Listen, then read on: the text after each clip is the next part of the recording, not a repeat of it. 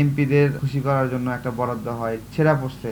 এই শাড়িটা বর্তমান প্রধানমন্ত্রীর কেনা ছিল। হাসনাত আব্দুল্লাহ যেটা দেখাচ্ছে, হাসনাতের এলাকার লোকরা বলতে পারবে ওই 10 লাখ টাকার ভাগ পাইছে। তাহলে 10 লাখ টাকা 60,000 মানুষকে কয় টাকা করে দিবেন আপনারা? না, আমি আপনাকে বলি, সংসদ সদস্যরা যে 10 লাখ টাকা বরাদ্দ পায় অথবা খেজুর পায়, হাসনাতের এলাকার লোকরা বলতে পারবে ওই 10 লাখ টাকার ভাগ পাইছে অথবা ওই খেজুরের ভাগ পাইছে। এইটা খুবই স্বল্প পরিমাণ এবং এইটা সংসদ সদস্যরা নিজেরা ধরেও না। এইটা উপজেলা প্রশাসক, জেলা প্রশাসক, চেয়ারম্যানের মাধ্যমে অল্প অল্প করে ভাগ করে দেয়।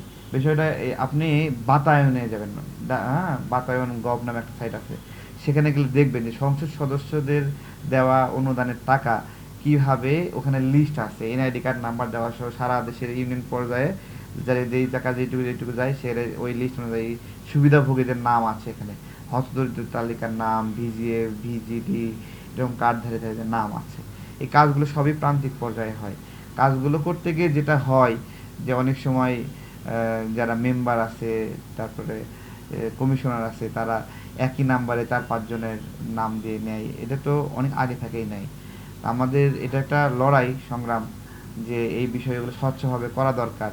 না, এই জন্য তো আমরা এই এত বড় আন্দোলন করছি যে সুন্দরভাবে হবে। তো এখন তো সুন্দরভাবে যদি না হয় তাহলে তো সেটা দুঃখজনক। হাসনাত আব্দুল্লাহ যেটা দেখাচ্ছে, জনগণ কোনো বেনিফিট পাইছে বলে আমার মনে হয় না। এটা বেনিফিট পাওয়ার জায়গা না, এটা হলো স্ট্যান্ডবাজি।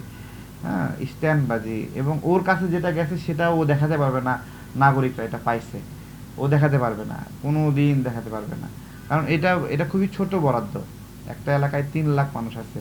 3 লাখ মানুষের মধ্যে ধরেন 20,000 গরিব আছে, অথবা 20% যদি গরিব হয় তাহলে কত হয়?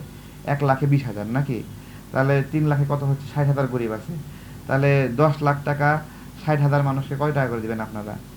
তো এগুলো বন্টন হয় না।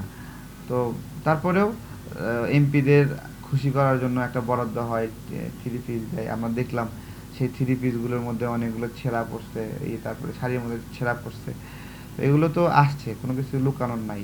এগুলো দেখলো যে শাড়ি যে ছেঁড়া পড়ছে, এই শাড়িটা বর্তমান প্রধানমন্ত্রীর কেনা ছিল নাকি আগে সরকার কিনে রেখে গেছে ছেঁড়া অবস্থায়, সেটাও একটা জিজ্ঞাসার বিষয়। বর্তমানেও যদি কিনে থাকে সেটাও তো তাকে ধরবে যে তুমি ছেঁড়া জিনিস কিনছো কেন।